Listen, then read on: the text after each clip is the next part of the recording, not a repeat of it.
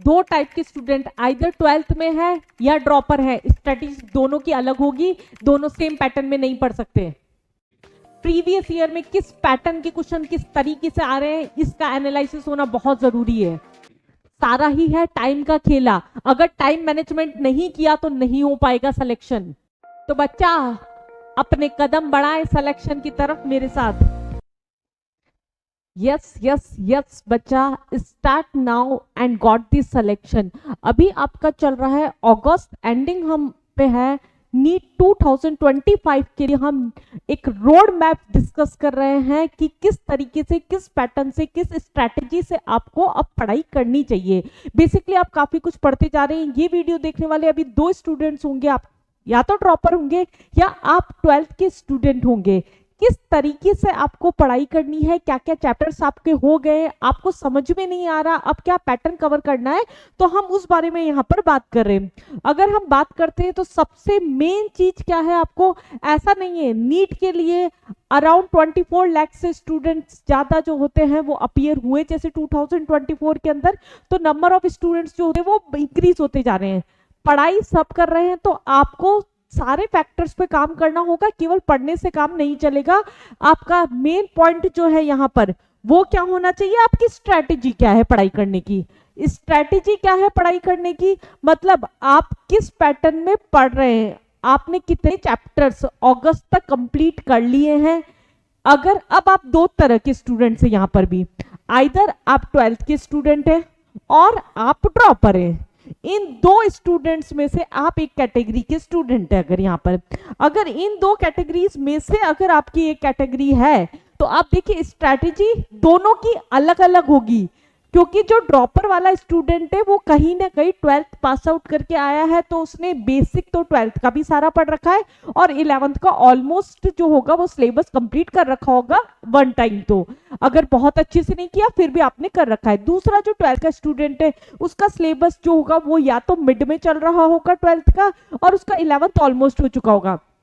सबसे पहले आप दोनों के अंदर जो कॉमन बात है वो क्या है कि आप लोगों का अगस्त तक 11th अभी तक कंप्लीट हो जाना चाहिए। 11th के केमिस्ट्री के, मैं बात कर रही हूं अभी केमिस्ट्री के रोड मैप की। आपके केमिस्ट्री में बायोलॉजी आपकी नो डाउट बहुत स्ट्रांग होनी चाहिए, 300 प्लस आपका हर पेपर में आना चाहिए, तभी आप नीट के अंदर 600 प्लस या 640 प्लस जो होंगे वो स्कोर कर पाएंगे। फिर आता है आपका केमिस्ट्री, जो कि आपको नेक्स्ट स्कोर कराती है, अच्छा स्कोर उठवाती है। तो आपको बायोलॉजी के बाद में जो ज्यादा कंसंट्रेट करना होता है पहले स्कोर उठाने के लिए, वो केमिस्ट्री पे करना पड़ता है। अब देखिए आपकी स्ट्रैटेजी के अंदर हमारे पास में 12th और ड्रॉपर्स दोनों के अंदर अभी तक 11th के सारे चैप्टर्स आपके एक बार कंप्लीट हो चुके होंगे। अगर आपका कोई बैकलॉग रह रखा है इनका या फिर वो नहीं हुआ है, तो पहले आप उनको उठाइए। उसमें भी जरूरी नहीं है आपकी कोई सा भी रैंडम चैप्टर उठा रहे हैं, आपके इंपॉर्टेंट चैप्टर्स जरूर से जो हो जाने चाहिए। आपकी पीरियोडिसिटी बहुत स्ट्रांग होनी चाहिए, आपकी केमिकल बॉन्डिंग बहुत स्ट्रांग होनी चाहिए, देन आपका GOC1 nomenclature and reaction mechanism का थोड़ा बहुत पार्ट ये आपका बहुत स्ट्रांग होना चाहिए केमिस्ट्री के अंदर 11th के अंदर। तो अगर हम स्कोर वाइज भी नंबर वाइज भी बात करते हैं तो भी क्या है, केमिकल बॉन्डिंग से अप्रोक्स 3 क्वेश्चन, पीरियोडिसिटी से 2 क्वेश्चन, GOC1 एंड 2 मिला के आपके 5 क्वेश्चन, 10 से 12 क्वेश्चन आपके 11th के पोर्शन से यहां से उठा सकते हैं आप उनके लिए आप पूरे प्रिपेयर होने चाहिए। दूसरा हमारे पास में क्या है, फिजिकल केमिस्ट्री की बात करें तो आपका मोल कॉन्सेप्ट, कंसंट्रेशन टर्म्स बहुत अच्छी होनी चाहिए। बाकी आपको जैसे जैसे टाइम मिलता है, आयनिक इक्विलिब्रियम नहीं हुआ, केमिकल इक्विलिब्रियम नहीं हुआ, तो रैंडम अगर है तो थोड़ा टाइम लेके उसको अलग से स्पेयर टाइम में कर सकते हैं। दूसरा हमारे पास 12th का जो बच्चा है, अब यहाँ से ड्रॉपर्स और 12th के बच्चों की स्ट्रैटेजी चेंज हो जाती है। जो ड्रॉपर बच्चा है अगर उसका 12th का पोजीशन स्ट्रांग है, लाइक कोऑर्डिनेशन, कंपाउंड, ऑर्गेनिक, तो वो उसको अब बार बार रिवाइज करना शुरू करे। जितनी ज्यादा ऑर्गेनिक और इनऑर्गेनिक को आप रिवीजन में लेके आएंगे उतनी ज्यादा स्ट्रांग होती जाती है ऑर्गेनिक इनऑर्गेनिक। फिजिकल केमिस्ट्री बेटा क्या है आपका प्रैक्टिस मांगती है, बार बार प्रैक्टिस मांगती है, लेकिन इनऑर्गेनिक ऑर्गेनिक के हमें रिवीजन ज्यादा करना होता है।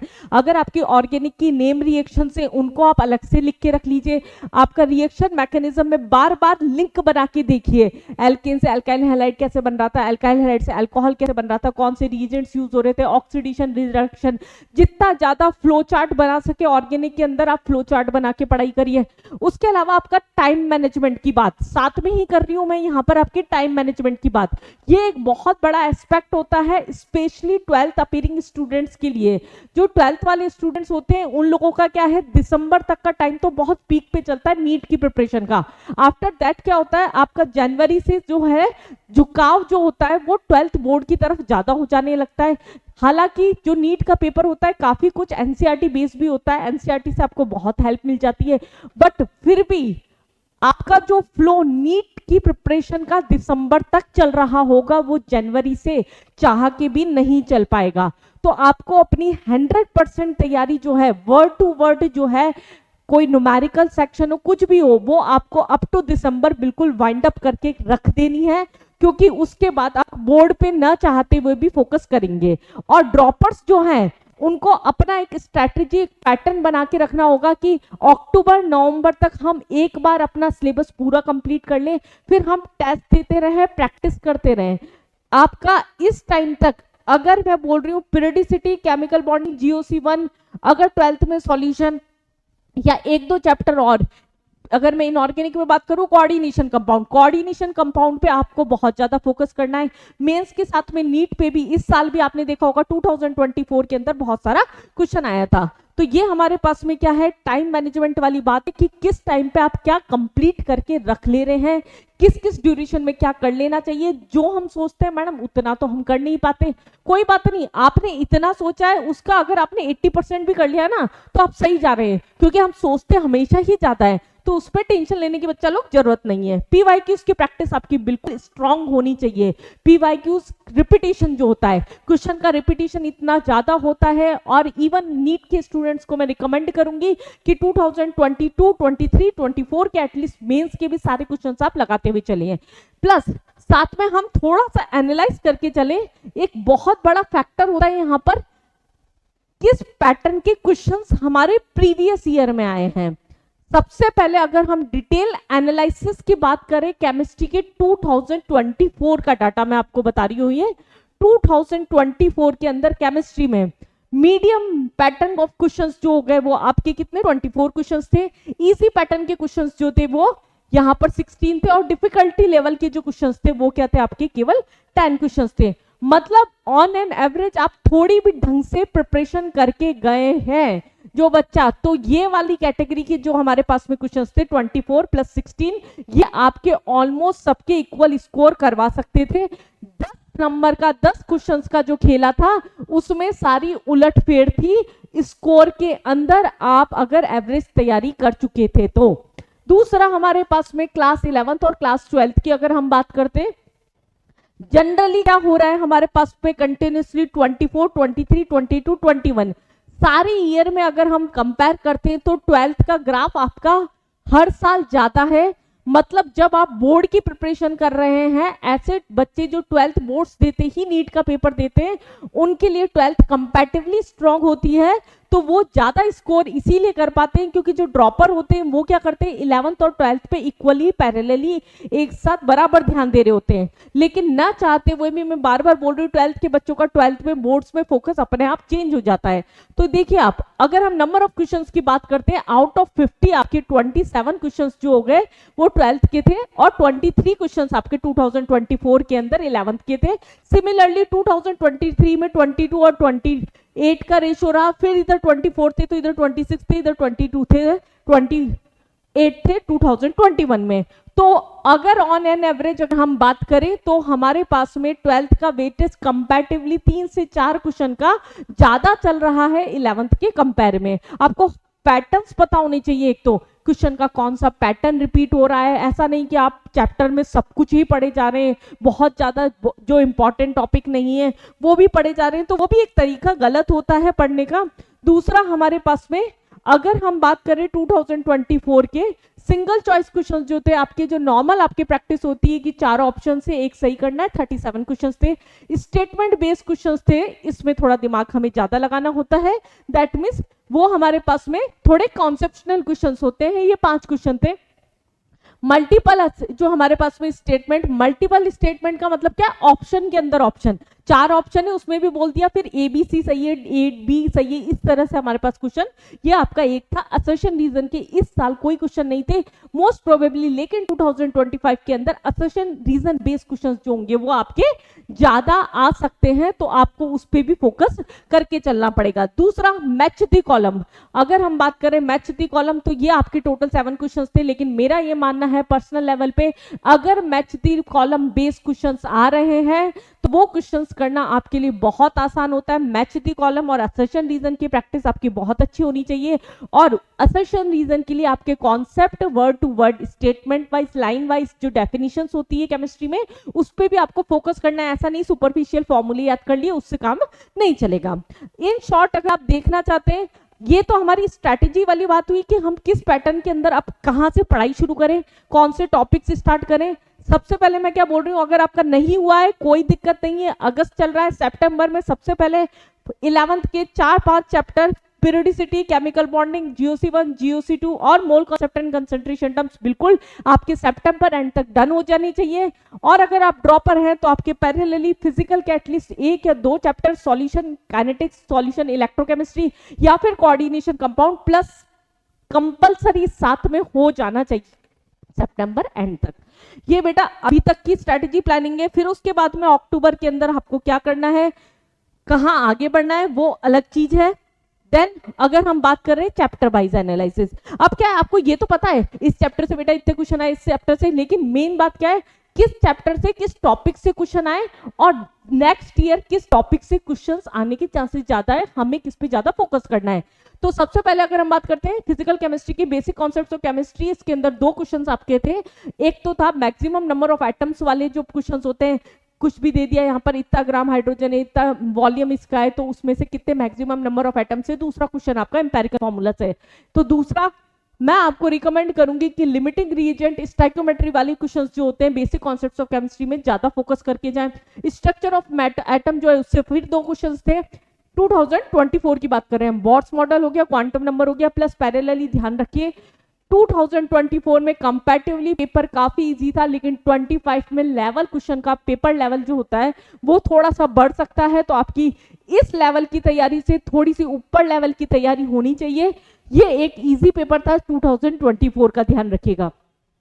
थर्मोडायनेमिक्स आपका 3 क्वेश्चंस थे। एक हमारे पास में आइसोथर्मल, आइडियाबैटिक, मैच द कॉलम करके क्वेश्चन था। वर्क डन जो है आइसोथर्मल प्रोसेस का एक न्यूमेरिकल पैटर्न क्वेश्चन था, और एक एंट्रोपी का स्टेटमेंट बेस्ड क्वेश्चन था। तो ये 3 क्वेश्चंस आपके थर्मोडायनेमिक्स में से थे। इक्विलिब्रियम में केपी और केसी का क्वेश्चन था हमारे पास, फॉरवर्ड बैकवर्ड टाइप की रिएक्शंस का क्वेश्चन, डिग्री ऑफ डिसोसिएशन का क्वेश्चन था। इस तरह से 3 क्वेश्चन आपके केमिकल इक्विलिब्रियम में से थे। पर सोचने वाली बात है, आयनिक इक्विलिब्रियम से 2024 में एक भी क्वेश्चन नहीं डला। दैट मींस 2025 में डेफिनेटली आयनिक इक्विलिब्रियम से एक क्वेश्चन होगा ही होगा, और उसमें भी मैं आपको बोलूंगी solubility product and buffer solution जरूर करके जाएं, उस पर थोड़ा ज्यादा फोकस करें। रिडॉक्स रिएक्शन जो हो गई उसके अंदर कौन सी रिडॉक्स रिएक्शन नहीं है, बहुत ही सिंपल क्वेश्चन डाला गया था यहाँ पर, इस तरह का क्वेश्चन था। देन अगर हम बात कर रहे हैं नेक्स्ट 12th के टॉपिक्स में, सब में एवरेज 2-2 था, लेकिन काइनेटिक्स में से 3 क्वेश्चन गए, और काइनेटिक्स में 3 क्वेश्चन में भी क्या हुआ, सिर्फ एक टॉपिक पे क्वेश्चन डाल दिया आपके आरएनएस इक्वेशन पे। एक आपका ग्राफ बेस्ड क्वेश्चन था, एक एक्टिवेशन एनर्जी जो निकलती है आरएनएस इक्वेशन की उसी पे न्यूमेरिकल डाल दिया था, और तीसरा आपका जो है यहाँ पर activation energy RNS equation directly पूछ ली थी। तो बेसिकली एक ही टॉपिक से जो क्वेश्चंस आ गए, तो आपको जो ज्यादा फोकस करना होगा काइनेटिक्स के अंदर, वो फर्स्ट ऑर्डर के जितने भी टाइप के न्यूमेरिकल्स होते हैं, या जो हमारे पास ऑसवाल्ड थ्योरी से रिलेटेड जो न्यूमेरिकल्स होते हैं उस पे करके जाइएगा। इलेक्ट्रोकेमिस्ट्री में इलेक्ट्रोलाइसिस पे बेस्ड दोनों क्वेश्चंस थे। एक तो Q = NF की जो टेबल मैच द कॉलम करके क्वेश्चन था, दूसरा हमारे पास में उसी के फर्स्ट लॉ के ऊपर एक न्यूमेरिकल सेट था। दूसरा हमारे पास में सॉल्यूशन जो लेके चल रहे हैं यहाँ पर, उसमें से 2 क्वेश्चन थे, हेनरीज लॉ और ऑस्मोटिक प्रेशर पे न्यूमेरिकल था। हेनरीज लॉ पे थ्योरी बेस्ड क्वेश्चन था, जहाँ सॉल्युबिलिटी का ऑर्डर पूछा गया था KH की वैल्यू के बेसिस पर, और ऑस्मोटिक प्रेशर का न्यूमेरिकल था। इसके बाद में हम बात करते हैं यहाँ पर ऑर्गेनिक केमिस्ट्री की। बेटा मैं इसलिए बता रही हूँ आपको chapter wise topic wise complete analysis, जिससे आपको पता हो कि 2025 के अंदर क्या इंपॉर्टेंट है। This is actually road map. ये नहीं कि आपको ये कर लेना ये कर लेना और पहुंच गए आप सक्सेस पे, ऐसे नहीं पहुंचते। आपको पॉइंट टू पॉइंट चीजें पता होनी चाहिए। यहाँ पर ऑर्गेनिक केमिस्ट्री के अंदर ऑर्गेनिक केमिस्ट्री में बेसिक कॉन्सेप्ट की अगर बात करें, मतलब ऑर्गेनिक केमिस्ट्री में नॉमेनक्लेचर हो गया, कभी कभी सिग्मा पाई डबल बॉन्ड ऐसे क्वेश्चंस आए हैं इस बार। कार्बोकेटाइन की स्टेबिलिटी 3 डिग्री कार्बोकेटाइन, प्यूरिफिकेशन एक कैरेक्टराइजेशन वाला क्वेश्चन होता है आपका, जो आइडेंटिफिकेशन ऑफ कंपाउंड होता है, उसके अंदर से भी हमारे पास में 3 क्वेश्चन। हाइड्रोकार्बन में से हमारे पास बॉइलिंग पॉइंट के बेसिस पर एल्केन का boiling point order based question था। ऑक्सीडेशन मिला के ओजोनोलाइसिस मिला के क्वेश्चन था एक कन्वर्जन में। सिग्मा और पाई के इथीन इथाइन में सिग्मा और पाई के मैच द कॉलम में क्वेश्चन पूछ लिए थे, बहुत ही इजी क्वेश्चन सेट हुए थे। Halo alkane hello arene basically हम उसमें डाल देते हैं, लेकिन ये रिएक्शन मैकेनिज्म का पार्ट है। ये तीनों क्वेश्चन हम रिएक्शन मैकेनिज्म बेस भी कर सकते थे। अल्कोहल को अल्काइल हैलाइड में कन्वर्ट कर रहे हैं, इसमें साइड प्रोडक्ट्स पूछ लिए थे, जबकि जनरली ऑर्गेनिक में साइड प्रोडक्ट्स कम पूछे जाते हैं, इस बार पूछ लिया गया था। SN1 में फास्टेस्ट कौन सा होगा, कुछ 4 कंपाउंड दे रखे थे। ऐसे ही हमारे पास में ये लिंकेज बेस्ड रिएक्शन हो गई, PBr3 के साथ अल्काइल हैलाइड बनता है, अल्कोहलिक बेस देते हैं, एलिमिनेशन रिएक्शन, मतलब ये सारा रिएक्शन मैकेनिज्म का पार्ट था, तो हम इसे GOC और रिएक्शन मैकेनिज्म में काउंट कर सकते हैं। अल्कोहल फिनॉल ईथर के अंदर 2 रिएक्शंस क्वेश्चंस थे हमारे, एक लुकास रिएजेंट पे बेस्ड था और दूसरा हमारे पास में एक कन्वर्जन बेस्ड रिएक्शन था जो ऑक्सीडेशन पे बेस्ड था। उसके बाद में नेक्स्ट ऑर्गेनिक के अंदर हमने यहाँ पर एल्डिहाइड कीटोन की अगर बात कर रहे हैं, एल्डिहाइड कीटोन की अगर बात कर रहे हैं, तो ये हमारे पास में एक question oxidation of carboxylic acid पे था केवल। लेकिन बेटा एक चीज का बहुत अच्छे से ध्यान रखना, जो हमारे पास में एल्डिहाइड कीटोन कार्बोक्सिलिक एसिड का सिर्फ एक क्वेश्चन 2024 में आया, ऐसा जनरली नहीं होता। ये एक इंपॉर्टेंट चैप्टर है। नेक्स्ट ईयर मोस्ट प्रोबेबली मेरे अकॉर्डिंग 3 क्वेश्चन आ सकते हैं, आप इस पे अच्छे से फोकस करना शुरू कर दीजिए। अमाइन से 2 क्वेश्चन थे आपके, एक प्रिपरेशन ऑफ अमाइन के ऊपर बेस्ड क्वेश्चन था और दूसरा स्टेटमेंट बेस्ड क्वेश्चन था हमारे पास में। जैसे एनिलीन जो होता है फिडेलक्राफ्ट एल्काइलेशन शो नहीं करता, फिर गैब्रियल थैलेमाइड सिंथेसिस से इससे एनिलीन की प्रिपरेशन होती है कि इस बेस का क्वेश्चन था आपका। बायोमोलिक्यूल से आपका एक क्वेश्चन था, ये पूछा गया था कि ग्लूकोज कौन कौन से टेस्ट देता है, एक जनरलाइज एक क्वेश्चन आ जाता है इससे। और प्रैक्टिकल केमिस्ट्री और सॉल्ट एनालिसिस बेस्ड जो आपके एक्स्ट्रा टॉपिक्स जो नीट में ऐड हुए हैं, इस पे आपको फोकस करके जाना बहुत इंपॉर्टेंट है। ये कुछ रैंडम टॉपिक्स है जो बच्चा अभी तक नहीं पढ़ता था, लेकिन आप इसको छोड़ के नहीं जाएं। एनसीईआरटी के अंदर जनरली इस टॉपिक को मेंशन नहीं कर रखा है, आपको इनको अलग से ही पढ़ना पड़ेगा। सॉल्ट एनालिसिस हो गई, प्रिपरेशन हो गई, जैसे मॉड सॉल्ट की प्रिपरेशन पूछ ली, टाइट्रोमेटिक बेस एक हमारे पास में न्यूमेरिकल डाल दिया था यहाँ पर। फेलिंग सॉल्यूशन ए क्या होता है, ये हमारे पास टेस्ट में हम एल्डिहाइड कीटोन में भी पढ़ लेते हैं। तो इस तरह से हमारे पास में पूरी ऑर्गेनिक कवर हुई थी। और अगर हम बात करते हैं इनऑर्गेनिक केमिस्ट्री की, जो कि बहुत जल्दी स्कोर करवा देती है, पीरियडिक से 2 क्वेश्चन, एवरेज इस साल भी यही हो सकता है। बॉन्डिंग से 3 क्वेश्चन आए, ऐसा भी हो सकता है कि 4 क्वेश्चन आ जाए, क्योंकि बॉन्डिंग हमेशा लेके जाता है नीट के अंदर 3 से 4 क्वेश्चन। उसके बाद में पी ब्लॉक से 2 क्वेश्चन थे आपके, हाइड्रेट के ऑक्साइड और ऑक्सीडेशन नंबर बेस। ये अगर आपकी केमिकल बॉन्डिंग स्ट्रांग है तो आप अलग से पी ब्लॉक नहीं भी पढ़ के गए तो भी आप करके आ सकते थे। और डी एंड एफ ब्लॉक से हमारे पास में 3 क्वेश्चन थे, जो तीनों क्वेश्चन थे, एक हमारे पास मैग्नेटिक मूवमेंट जो होता है, मैग्नेटिक मूवमेंट कलराइजेशन बेस, 1-2 क्वेश्चन नीट के अंदर हो या मेंस के अंदर हो, पेपर के अंदर जनरली सेट हो रहे हैं कंटिन्यूसली। डायमैग्नेटिक नेचर लैंथोनाइट आयंस दे रखे थे, उसका पूछा गया था। ई नॉट इलेक्ट्रोड पोटेंशियल की जो वैल्यूज है, किसकी ज्यादा है, नेगेटिव है पॉजिटिव, इस बेस का क्वेश्चन था। कोऑर्डिनेशन कंपाउंड नो डाउट एक इंपॉर्टेंट चैप्टर चल रहा है प्रीवियस 3 to 4 ईयर से। यहाँ पर हमारे पास में 3 क्वेश्चन सेट थे, होमो और हेट्रोलैप्टिक, आइसोमेरिज्म और ज्योमेट्री और मैग्नेटिक नेचर। इस तरह से पूरा का पूरा पेपर सेट था। तो बेटा अगर आपको ऐसा लगता है कि टाइम खत्म हो चुका है, टाइम आपका खत्म हो चुका है और अब आप पजल्ड होते जा रहे हैं कि कैसे प्रिपरेशन करें कैसे नहीं करें, तो प्रॉपर प्लानर बनाएं, स्ट्रेटेजी सेट करें, अपना time table time management set करें। टाइम मैनेजमेंट आपका दूसरे बच्चों से सिमिलर नहीं हो सकता, सबका सोचने का तरीका, पढ़ने का तरीका, सबका मेंटल लेवल अलग होता है। आपके 12th के स्टूडेंट है तो आपका अलग टाइम पैटर्न होगा पढ़ने का, और अगर आप ड्रॉपर है तो आपका पैटर्न बिल्कुल अलग होगा। तो अपने अकॉर्डिंग, सिर्फ अपने मेंटल लेवल और अपने अभी तक की स्टडी के अकॉर्डिंग अपने आगे की स्ट्रेटेजी डिसाइड करिए और फिर प्रिपरेशन करिए। अभी बहुत टाइम है, आप डेफिनेटली सिलेक्शन लेके जाएंगे। All the best.